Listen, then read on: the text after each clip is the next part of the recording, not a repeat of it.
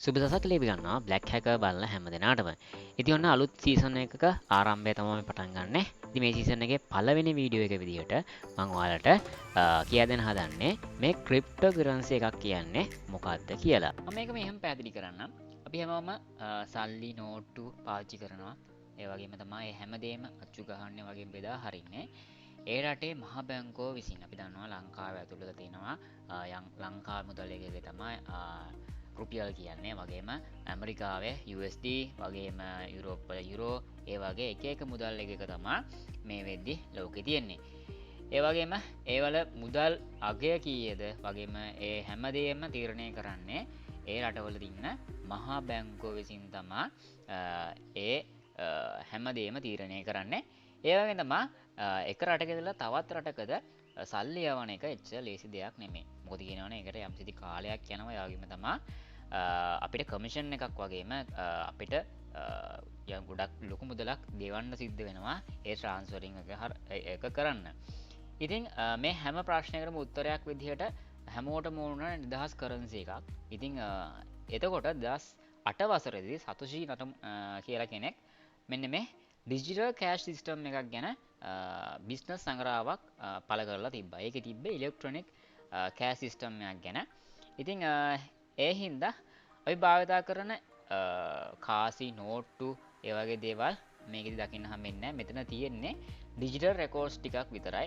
ඉති යවගේ තමා මේ ඩිජිටල් රෙකෝඩ් හින්දා අපිට ඊමේල් එකක් යවනවා වගේ බොහොම පහසුවෙන් වගේම අඩුම පීවරක් යොදාගෙන වගේම අඩුම කොස්ට එකක් යොදාගෙන අපි මේ එකරටගෙනල තවත් රටකට සල්ලි යවන්න පුළුවන් අවස්ථාව තියෙනවා. ඉතින් මේක තනි ආයතනයක් විසින් පාලනය කරන දෙයක් නෙමේ. මේක සම්පූර්ණ පාලනය වෙන්නේ ඇල්ගොරිතම්ස්. ඒ කියන්නේ එක කොයින්ස්වලට එක ඇල්ගොරිතම්ස් තියෙනවා. ඉතින් එක කොයින්ස්වල ඇල්ගොරිතම් තනිකරම සොෆ්ටයාස් වලින් තමා මෙන්න මේ ඩිජිටල් කරන්සිස් අපි පාලනය වෙන්න. ඒවාගේ තමා මේ සිිස්ටම් එක මේ වගේ මේ ට්‍රාන්සරින් කරන්න හැම එකටම හැම එකක්ම අපි මෙතනදි හැම ට්‍රන්ස්ේෂනකම දම අප දන්න ඩිජිටල් බැංකින් ගත්තොත් හැම ට්‍රන්ස්වයක්ම අපි එක සටහන්නවා. ඉතින් ඒවගේම මේ ඩිජිටල් රෙකෝඩ්සලත් අපි කරන හැම ට්‍රන්ස එකක්ම මේ දිර සටහන්නවා ලෙජ එකක් විදිහට එකක ට්‍රන්සරින් ස්ටාන්සයනවා වගේම තමයි ඒක හරහා තමා මේ අපි කරන හැම ට්‍රන්සයකම්ම එහා මෙහා යන්නේ. ඉතිං ඒ හැම ට්‍රන්සේම දැම දන්නවා හැම ට්‍රන්ස්නික් මේ ඩිජිටල් රෙකෝඩ්ස් එකක්ම අපි යවන හැම රෙකෝඩ්ඩයම එන්ක්‍රිප් කල තමා තියෙන්නේ. ඉතින් මේ එන්ක්‍රිප් කල තිය ක්‍රිප්ට කැප විදින විදිහරතම ඉතින් එහිම තමාපියකට ක්‍රිප්ට කරන්සි කියලා කියන්නේ. ඉති මේ සීරිස් එක පුරාම මංවාට කියා දෙන්න හදන්නේ මේ ක්‍රිප්ට කරන්සිස් වලින් කොහොමද වාට අතට ගාන කරන්න ඒර්න් කරන්න කියලා තමා මේ සිරිසේ පුරාමට කියා දෙන්න හදන. ති සාමාන්‍ය විදිහට බැලුවත්වීම ලංකාව ඇතුළත අපිට ක්‍රිප්ට කරන්සිස් වලින් ඒර්න් කරන්න පුළුවන් විදි ගොඩක් තියෙන. ති ලංකාව වැඩිපුරම ගෙන කරන දේ තමා මේ ක්‍රිප්ටෝ ඉන්වස් කරන එක. ඒවගේම තම දෙවනිට කරන දේ තම අපි සොෆ්ට ඇන්ජින කෙනෙක් වයගත්තොත්හෙම යායට පුළුවන් මේ ක්‍රිප්ටෝ කරන්සි ඩියෝලපින් පැත්තට යන්න. ඉති ඒකින් ගොඩක් ලොකු ගානක්වාට හවන්න පුළුවන්. ඒගේ තමා ගොඩක් කට්ටිය මේ වෙද්දිව දැකල ඇති ගොඩා කට්ටිය මේ වෙදි කරන්න ක්‍රිප්ට ට්‍රේඩින් ඒවගේ තමා ගොඩක් ලොකු මුදලක් පාගන්න පුළුවන් දෙයක්තම ක්‍රිප්ට බයියන් සිලින් කියන්නේ. ඒ වගේම තමා අපිට NFT කියන්නෙත් ගොඩක් ලොකුවටම අපිට ක්‍රිප්ට වලින් සල්ලි හන්න පුළුවන් ගඩක්. ඒවගේම තම අපිට ගිෆ්ට අයිටම් ගන්න පුළුවන්. ඒවගේම අන්තිම ක්‍රම විදියට අපිට මයිනිං ගන්න පුළුවන් අවස්ථාව තියෙනවා. ඉතින් මේ ක්‍රිප්ටෝකරන්සි මේ මොනදේ කරන්නත් කලින් අපිට දේවල් හතරක් මේ ඉන්ඩක්ෂයට එන්න නම් අපි දේවල් හතරක් අත්‍යවශ්‍ය දේවල් විදිහට මේකෙදි බලාගන්න පුළුවන්. පළවෙනි දේ විදිහට මම ඔයාලට කතා කරන්න හදන්නේ මේ ක්‍රිප්ටෝකරන්සිස් කරන්න එනවනම් ඔයාට තියෙන්න ඕනේ ඔයාගේ අතේ ෆෝන් එකක් හරි ලැප්ටොප් එකක් හරි PC එකක් හරි අනිවාර්යයෙන්ම ඔයාගේ අතේ තියෙන්න ඕනේ.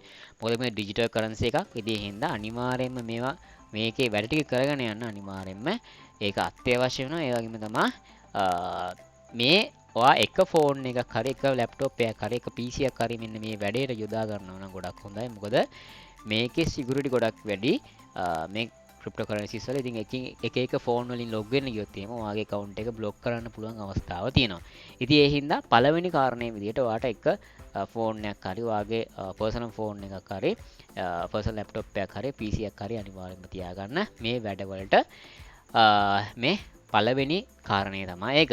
දෙවෙනි කාරණේ විදිහට මම කතා කරන්න හදන්නේ ඔයාට අනිවාර්යයෙන්ම අත්‍යවශ්‍ය කාරණාව දෙකක් තමයි ඔයාගේ ඊමේල් එක වගේම ෆෝන් නම්බර් එක. ඒ නිසා අනිවාර්යයෙන්ම ක්‍රිප්ටෝකරන්සිස් කරනවා නම් ඔයාට වෙනම ඊමේල් එකක් තියාගන්න තරමට ගොඩක් හොඳයි. ඉතින් ඒකට තමයි ඔයාගේ accounts ඔක්කොම හැදෙන්නේ. ඉතින් ඒ හින්දා අනිවාර්යයෙන්ම ඔයා ඊමේල් එකක් අනිවාර්යයෙන්ම අලුත් එකක් හදාගන්න ගොඩක් හොඳයි. ඉතින් තියෙන ඊමේල් එක හරි කමන්නේ. ඒකෙන් ඔයාට ඔයාගේ අනිවාර්යෙන් ඊමේල් එක වගේ ඊමේල් එකේ පාස්වර්ඩ් එක අනිවාර්යෙන් මතක තියෙන පාස්වර්ඩ් එක දාගන්න. එහෙම නැත්නම් කොහේ හරි තැනක ලියලා තියාගන්න. මොකද මේකෙන් තමයි ඔයාගේ සල්ලි ටික ආරක්ෂා කරලා තියෙන්නේ. හදිස්සි හරි ඔයාට ඔයාගේ accounts වල ඔයාගේ පාස්වර්ඩ් එක හරි අමතක වුණොත් ඔයාට රිකවර් කරන්න වෙන්නේ මෙන්න මේ ඊමේල් එක හරහා තමයි. ඉතින් ඒ හින්දා ඔයාගේ ඊමේල් එක වගේම ඊමේල් පාස්වර්ඩ් එක ගොඩක් වැදගත් මේ ක්‍රිප්ටෝකරන්සිස් වලට එද්දී. ඒ වගේම තමයි වෙනස් නොකරන ඔයාගේ සාමාන්‍යයෙන් ඔයා වෙනස් නොකරන මොබයිල් සිම් එකක් අනිවාර්යයෙන්ම ළඟ තියාගන්න ඕනේ. ඒ නම්බර් එක ඔයා කොයි වෙලාවත් වෙනස් කරන්නේ නැති නම්බර් එකක් වෙන්න ඕනේ. ඉතින් ඒ හින්දා ඒ වගේ නම්බර් එකකුත් අනිවාර්යයෙන්ම අත්‍යවශ්‍ය දෙයක් මේ දේ කරන්න.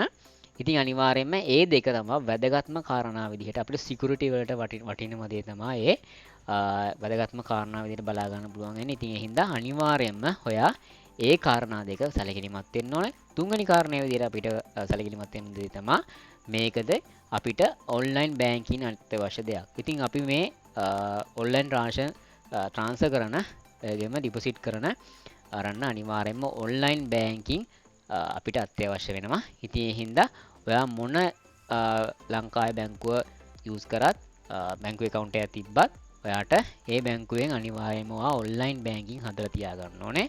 මේ මොන දේ කරන්නත් කලින්. ඉතින් ඒ හින්දා ඔයා මේ වීඩියෝ එක බලලා ඉවරන ගමන්ම අනිවාර්යයෙන්ම ඔයාගේ බැංකුවට ගිහිල්ලා අනිවාර්යයෙන්ම ඔන්ලයින් බැංකින් හදලා තියාගන්න. ඔයා මේ ක්‍රිප්ටෝ වලට මේ ක්‍රිප්ටෝ කරන්න යන්න කලින්. ඉතින් ඒ හින්දා හතරවෙනි කාරණේ තමයි ඔයාට පර්සනලි ඔෆිෂියල් වොලට් එකක් තියාගන්න ඕනේ මේ ඔයා ක්‍රිප්ටෝකරන්සි ස්ටෝර් කරගන්න. ඉතින් ඒ හින්දා අනිවාර්යෙන් මේ ගැන මම කියා දෙනවා ඊළඟ වීඩියෝ එකේදී.